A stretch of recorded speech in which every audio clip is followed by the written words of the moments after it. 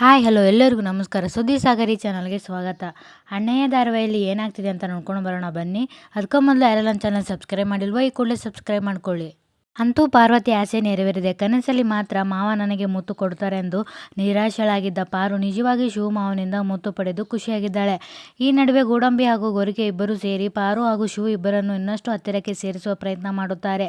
ಶಿವ ಬರುವ ಮುನ್ನವೇ ಅಂಗಡಿ ಬಾಗಿಲು ತೆಗೆಯುವ ಗೋಡಂಬಿ ಹಾಗೂ ಗೊರಕೆ ಇದೇನಿವತ್ತು ಇನ್ನೂ ಶಿವಣ್ಣ ಬಂದಿಲ್ಲ ಎಂದು ಮಾತನಾಡಿಕೊಳ್ಳುತ್ತಾ, ಶಿವು ಅಣ್ಣ ಈಗ ಪ್ರೇಮಲೋಕದಲ್ಲಿ ಕಳೆದು ಹೋಗಿದ್ದಾರೆ. ನಮ್ಮ ಅಣ್ಣನಿಗೆ ಪ್ರೀತಿ ಹೇಳಿಕೊಳ್ಳಲು ಬರುವುದಿಲ್ಲ. ಅದರಿಂದ ಅತ್ತಿಗೆಗೆ ಬೇಸರವಾಗುತ್ತದೆ. ಹೇಗಾದರೂ ಮಾಡಿ ಇವರಿಬ್ಬರನ್ನು ಇನ್ನಷ್ಟು ಹತ್ತಿರ ತರಬೇಕು ಎಂದು ಗೋಡಂಬಿ ಹಾಗೂ ಗೊರಕೆ ಸೇರಿ ಒಂದು ಪ್ಲಾನ್ ಮಾಡುತ್ತಾರೆ.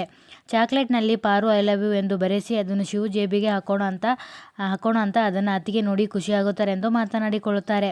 ಅಷ್ಟರಲ್ಲಿ ಶಿವು ಅಂಗಡಿಗೆ ಬರುತ್ತಾನೆ. ದೇವರ ಪೂಜೆ ಮಾಡುವಾಗ ಅವನಿಗೆ ಗೊತ್ತಿಲ್ಲದಂತೆ ಜೇಬಿಗೆ ಗೋಡಂಬಿ ಚಾಕ್ಲೇಟ್ ಹಾಕುತ್ತಾನೆ. ಶಿವು ಸ್ಕೂಟರ್ ಸದ್ದು ಕೇಳಿದಂತೆ ನನ್ನ ಗಂಡ ಬಂದ ಅಂತ ಪಾರು ಖುಷಿಯಾಗುತ್ತಾಳೆ. ಅದು ನಿಮ್ಮ ಗಂಡ ಅಂತ ಹೇಳ್ತೀರಿ, ನಮ್ಮ ಊರಿನಲ್ಲಿ ಎಂಥದೇ ಸ್ಕೂಟಿ ಮತ್ತೊಬ್ಬರ ಬಳಿ ಇದೆ ಎಂದು ರತ್ನ ಹಾಗೂ ರಾಣಿ ಹೇಳುತ್ತಾರೆ. ಅದಕ್ಕೆ ಪಾರು 100 ಬೈಕು ಬಂದರೂ ನನ್ನ ಮಾವನ ಬೈಕ್ ಯಾವುದು ಅಂತ ಹೇಳ್ತೀನಿ ಎಂದು ಪಾರು ಹೇಳ್ತಾಳೆ. ಅಷ್ಟರಲ್ಲಿ ಶಿವು ಮನೆಯೊಳಗೆ ಬಂದು ಮನೆಗೆ ಬ್ಯಾಗವೊಂದನ್ನು ಪಾರು ಕೈಗೆ ಕೊಡ್ತಾನೆ. ಅಷ್ಟರಲ್ಲಿ ಜೇಬಿನಿಂದ ಚಾಕ್ಲೇಟ್ ಕೆಳಗೆ ಬೀಳುತ್ತದೆ. ಇದು ನನಗೆ ಗೊತ್ತಿಲ್ಲದೆ ನನ್ನ ಜೇಬಿನೊಳಗೆ ಹೇಗೆ ಬಂತು ಎಂದು ಶಿವು ಯೋಚಿಸುತ್ತಾನೆ. ಇದೇ ಏನಣ್ಣ ಚಾಕ್ಲೇಟ್ ಎಂದು ತಂಗಿಯರು ಕೇಳುತ್ತಾರೆ. ರಮ್ಯಗಾಗಿ ತಂದೆ ಎಂದು ಶಿವು ಹೇಳುತ್ತಾನೆ. ರತ್ನ ಚಾಕ್ಲೇಟ್ ನೋಡಿ ಅಣ್ಣ ಇದನ್ನು ರಮ್ಯಗಾಗಿ ತಂದೆ ಅಂತ ಹೇಳಿದೆ, ಆದರೆ ಇಲ್ಲಿ ಬೇರೆಯವರ ಹೆಸರು ಬರೆದಿದೆ ಎನ್ನುತ್ತಾಳೆ.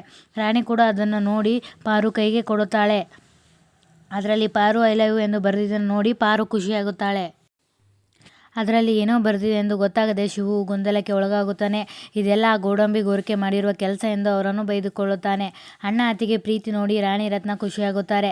ಮತ್ತೊಂದೆಡೆ ನಾಗೇಗೌಡ ಮನೆಗೆ ಜ್ಯೋತಿಷಿಗಳನ್ನು ಕರೆಸುತ್ತಾನೆ. ಪ್ರತಿ ವರ್ಷ ನಮ್ಮ ಮನೆಗೆ ಬಂದು ನಮ್ಮೆಲ್ಲರ ಭವಿಷ್ಯ ಹೇಳ್ತಿದ್ರಿ, ಈ ವರ್ಷ ನಮ್ಮ ಭವಿಷ್ಯ ಹೇಗಿದೆ ನೋಡಿ ಹೇಳಿ ಎನ್ನುತ್ತಾರೆ. ಸೋಮೇಗೌಡ ಜ್ಯೋತಿಷಿಗಳ ಬಳಿ ಕೈಚಾಚಿ ನನಗೆ ಯಾವಾಗ ಮದುವೆ ಆಗುತ್ತೆ ಹೇಳಿ ಎನ್ನುತ್ತಾನೆ. ಅವರ ಕೈ ನೋಡಿದ ಜ್ಯೋತಿಷಿಗಳು, ಇಲ್ಲಪ್ಪ ನಿನ್ನ ಕೈಯಲ್ಲಿ ಕಲ್ಯಾಣ ರೇಖೆಯೇ ಇಲ್ಲ, ಅಂದರೆ ನಿನಗೆ ಮದುವೆಯಾಗುವ ಭಾಗ್ಯವೇ ಇಲ್ಲ ಎನ್ನುತ್ತಾರೆ. ಆ ಮಾತು ಕೇಳಿ ಸೋಮೇಗೌಡ ಸಿಟ್ಟಾಗುತ್ತಾನೆ. ನಾನು ಪಾರ್ವತಿಯನ್ನು ನನ್ನವಳನ್ನಾಗಿ ಮಾಡಿಕೊಂಡೇ ತೀರುತ್ತೇನೆ ಎನ್ನುತ್ತಾನೆ.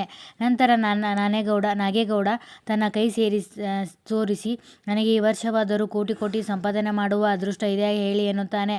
ಖಂಡಿತ ಈ ವರ್ಷ ನಿಮಗೆ ಕೋಟಿ ಹಣ ಸಿಗುತ್ತೆ, ಆದರೆ ಅದಕ್ಕೆ ಬಹಳ ವಿಘ್ನಗಳಿವೆ ಎನ್ನುತ್ತಾರೆ. ಅವರ ಮಾತು ಕೇಳಿ ನಾಗೇಗೌಡ ಮಂಕಾಗುತ್ತಾನೆ. ಆಸ್ತಿ ಗಳಿಸಲು ನಾಗೇಗೌಡನಿಗೆ ಇರುವ ವಿಘ್ನಗಳು. ಜ್ಯೋತಿಷಿಗಳ ಮಾತನ್ನು ಸೋಮೇಗೌಡ ಗಂಭೀರವಾಗಿ ತೆಗೆದುಕೊಳ್ಳುತ್ತಾನ. ಮುಂದೆ ನೋಡಬೇಕು. ಧನ್ಯವಾದಗಳು.